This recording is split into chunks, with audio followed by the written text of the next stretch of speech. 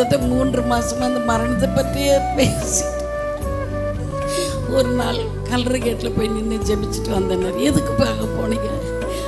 நேற்று கூட நான் ஒரு எங்க ஊருக்கு கல்லறை கிட்ட போய் நின்று, ஆண்டவரே இந்த கல்லறைக்கு நான் வர்றதுக்குள்ள என் நகரம் உண்மை அறிஞ்ச நகரமா மாறிடுமான்னு கேட்டேன். திரும்ப அடுத்த முறை ஒரு தடவை இந்த கிறிஸ்டியன் சிஎஸ்சி கல்லறைக்கு எதிர்க்க ஒரு கடை, அந்த கடை ஷட்டர் போட்டு இந்த இடத்துல உட்காந்து அதே மாதிரி இந்த கல்லறைக்குள்ள நான் வெறுமையாக எப்படி போய் படுப்பேன், ஒன்றும் செய்யலையே, உமக்கு ஒன்றும் செய்யலையேன்னு சொன்னேன்.